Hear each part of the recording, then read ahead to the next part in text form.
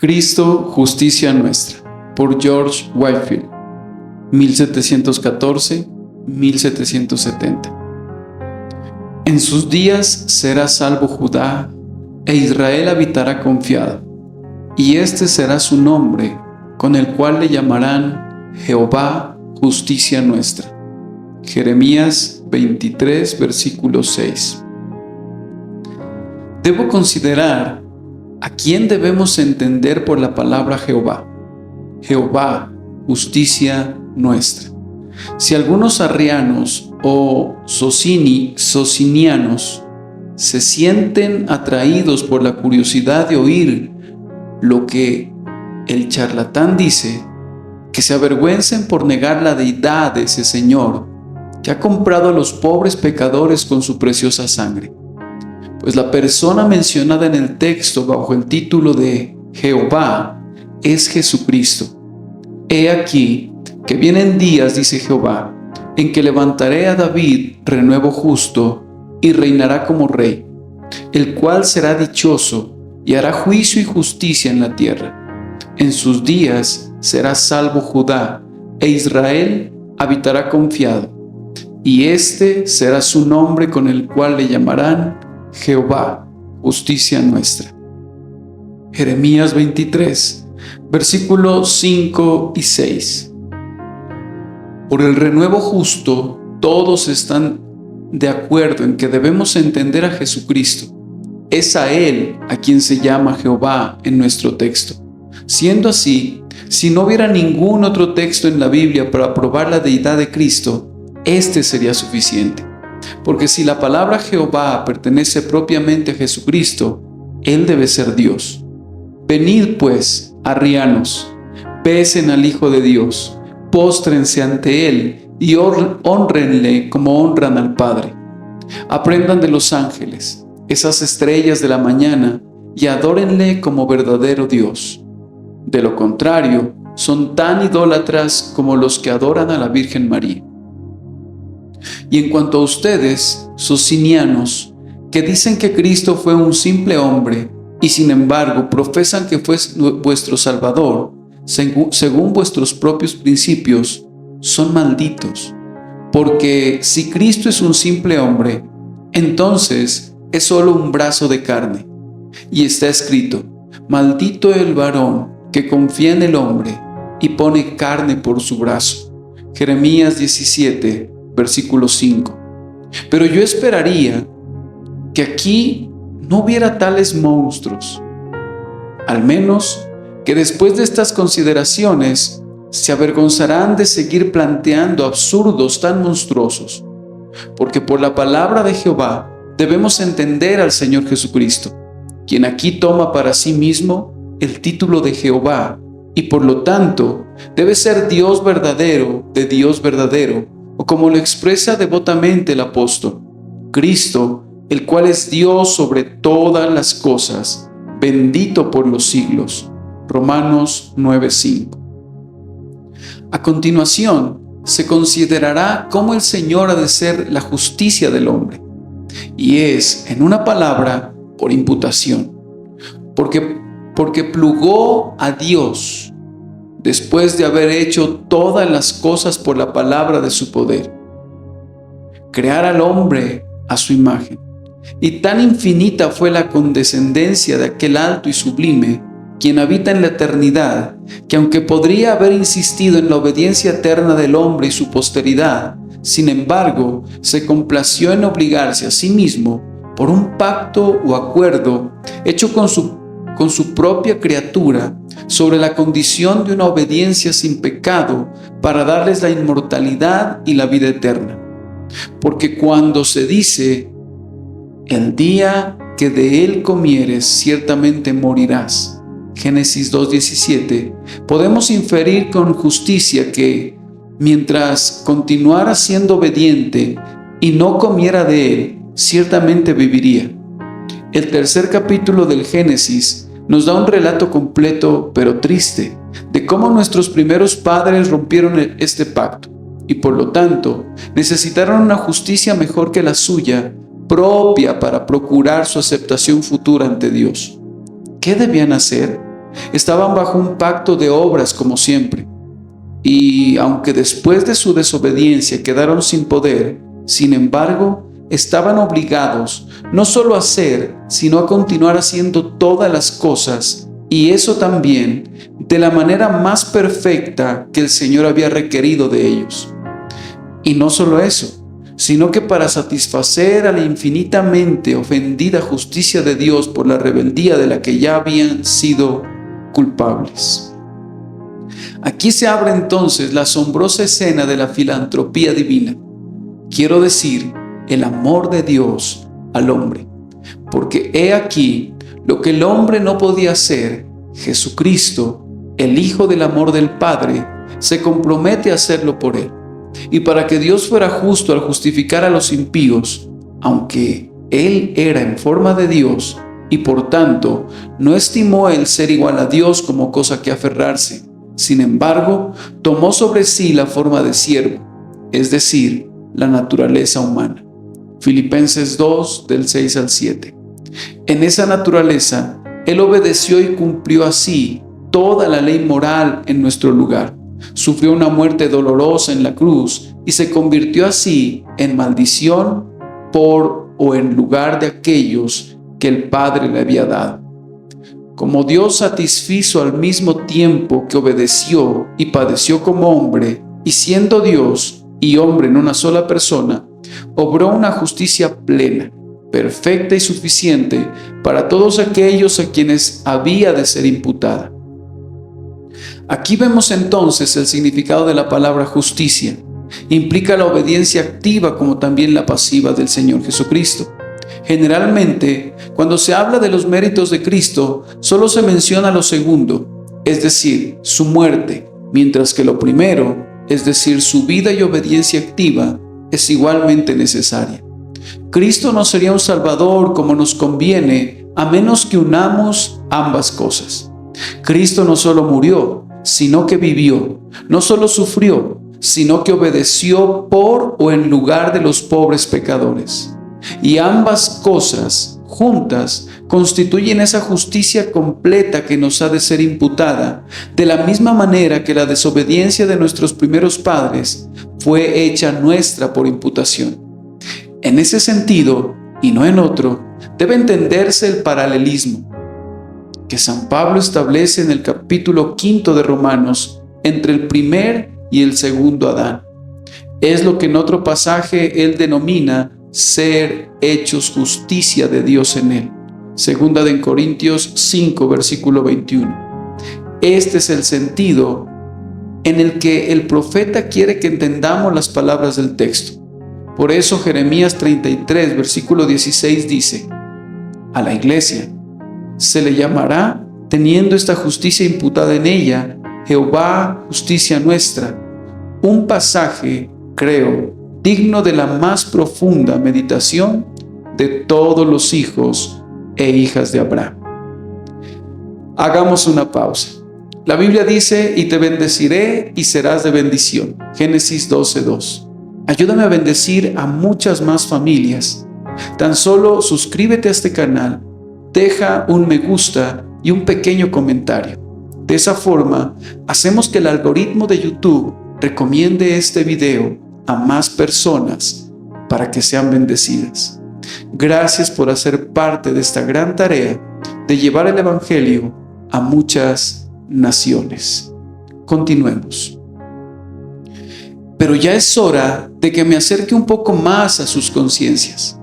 Hermanos, aunque algunos puedan ser ofendidos por esta doctrina y puedan considerarla una tontería, no dudo que para muchos de ustedes sea preciosa, pues es conforme a la forma de las sanas palabras que desde vuestra infancia se les ha transmitido, y viniendo de donde menos lo esperaban, puede ser recibida con más placer y satisfacción. Permítame que les haga una pregunta. ¿Pueden decir Jehová, justicia nuestra? Yo digo Jehová, justicia nuestra. Porque abrigar esta doctrina en sus cabezas sin recibir al Señor Jesucristo salvadoramente, por una fe viva en vuestros corazones, no hará sino aumentar su condenación. Como les he dicho a menudo, se los repito, un Cristo no aplicado no es Cristo en absoluto. Pueden entonces exclamar como Tomás, el creyente, Señor mío y Dios mío. Juan 20:28. ¿Es Cristo su santificación además de su justicia exterior? Porque la palabra justicia en el texto no solo implica la justicia personal de Cristo imputada a nosotros, sino también la santidad de corazón obrada en nosotros. Dios ha unido estas dos cosas. Él nunca las separó, nunca las separa y nunca las separará. Si son justificados por la sangre, también son santificados por el Espíritu de nuestro Señor. ¿Pueden entonces decir en este sentido, Jehová, justicia nuestra? ¿Nunca se aborrecieron ustedes mismos por sus pecados actuales y originales y aborrecieron su justicia propia? O como lo expresa bellamente el profeta, vuestras justicias como trapo de inmundicia. Isaías 64:6. Nunca se te hizo ver y admirar la suficiencia total de la justicia de Cristo, ni fuiste estimulado por el Espíritu de Dios a tener hambre y sed de ella. ¿Pudiste decir alguna vez, mi alma tiene sed de Cristo?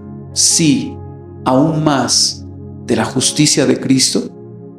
¿O cuándo compareceré ante la presencia de mi Dios en la justicia de Cristo?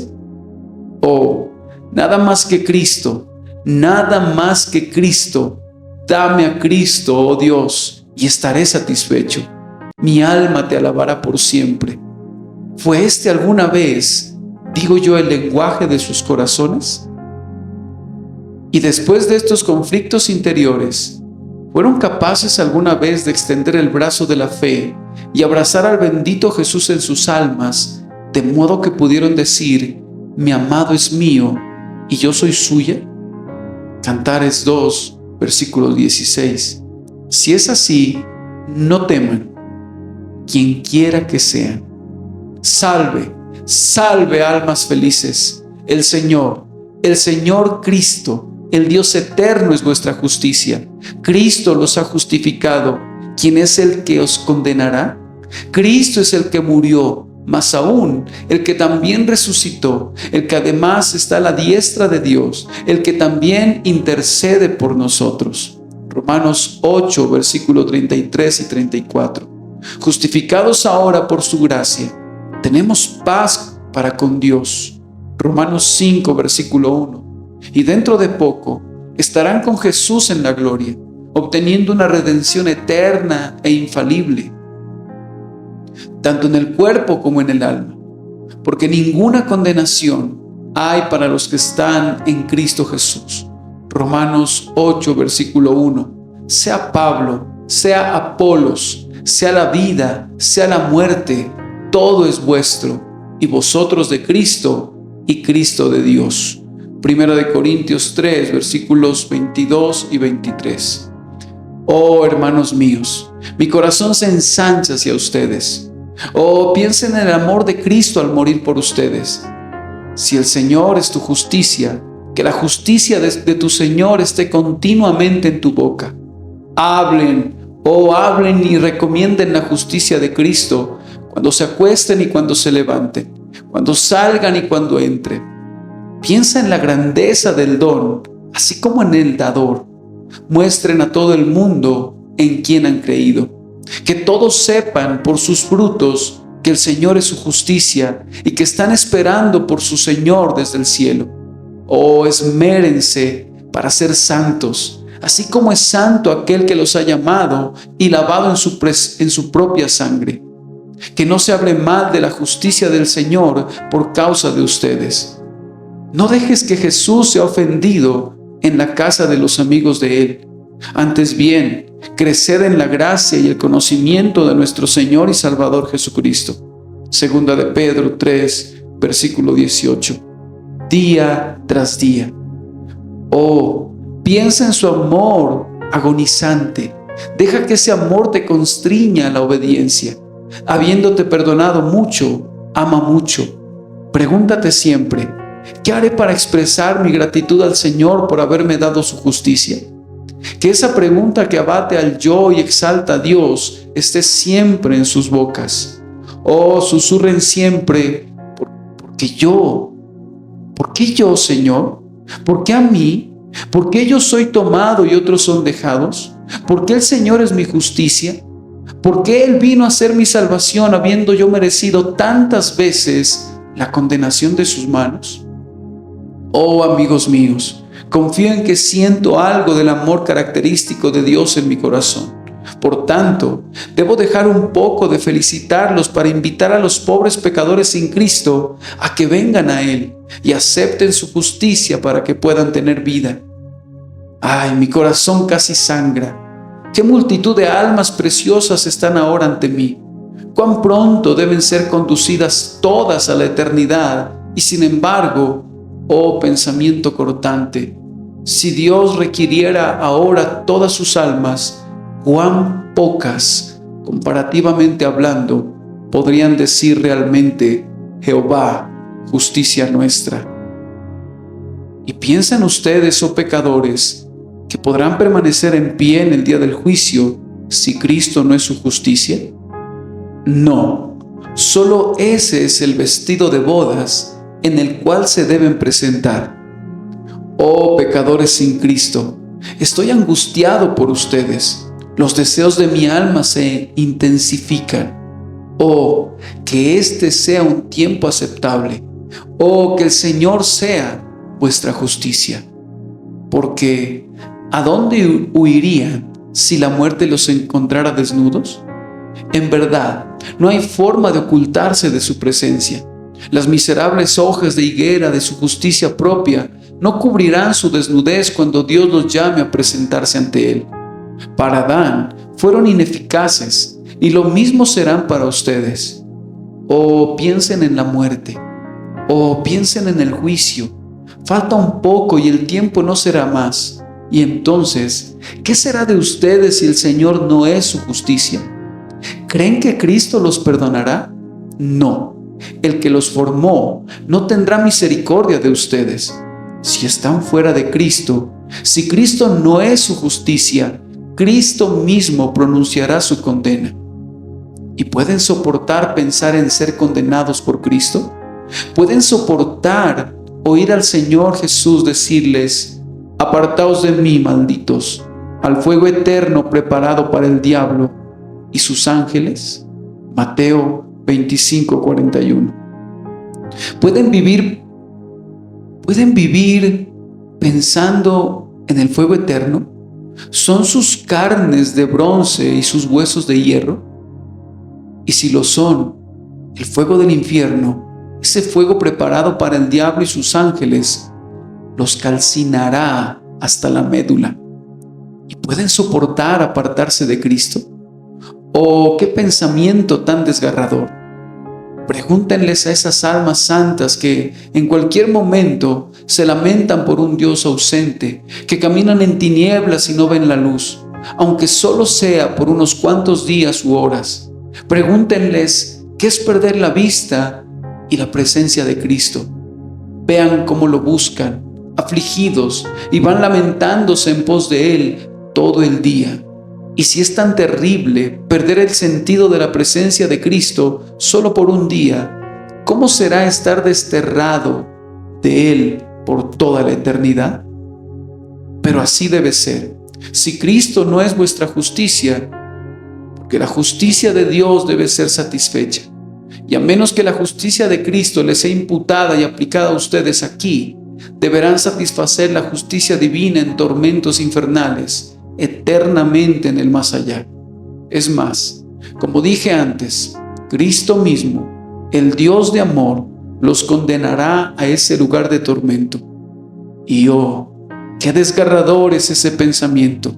Me parece ver a pobres desdichados, temblorosos y sin Cristo, de pie ante el tribunal de Dios gritando: Señor, si hemos de ser condenados, que algún ángel o arcángel pronuncie la sentencia condenatoria.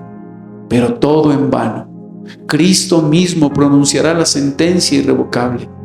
Conociendo, por lo tanto, los terrores del Señor, Permítame convencerlos de que se acerquen a Cristo y nunca descansen hasta que puedan decir: Jehová, justicia nuestra. ¿Quién sabe si el Señor puede tener misericordia de ustedes? Es más, perdonarlos abundantemente. Rueguen a Dios que les dé fe, y si el Señor se las da, recibirán por ella a Cristo con su justicia y su todo. No deben temer la grandeza o el número de sus pecados, porque ¿son pecadores? Yo también. ¿Son ustedes los primeros de los pecadores? Yo también. ¿Son ustedes pecadores reincidentes? Yo también. Y sin embargo, el Señor, por siempre adorada en su rica, gratuita y soberana gracia, el Señor es mi justicia. Venid pues, oh jóvenes, que, como yo mismo actué una vez, están haciendo el papel del hijo pródigo y vagando lejos de la casa de vuestro Padre Celestial. Vuelvan a casa y dejen vuestro comedero de cerdos. No se alimenten más de los desperdicios de los deleites sensuales. Por amor a Cristo, levántense y vuelvan a casa. Vuestro Padre Celestial los llama ahora. Miren, más allá del mejor manto, aún mejor, les espera la justicia de su querido Hijo. Mírenla, véanla una y otra vez. Consideren a qué precio tan caro fue comprada, sí, por la sangre de Dios. Consideren qué gran necesidad tienen de ella. Sin ella están perdidos, arruinados, condenados para siempre. Vengan entonces, pobres pródigos culpables, vuelvan a casa. En verdad, no me enojaré como el hermano mayor. No, me regocijaré con los ángeles del cielo.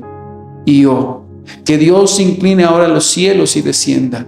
Desciende, oh Hijo de Dios, desciende, y así como has mostrado en mí tanta misericordia, oh, permíteme que el bendito Espíritu aplique tu justicia a algunos pródigos que ahora están ante ti, y viste sus almas desnudas con tu mejor manto.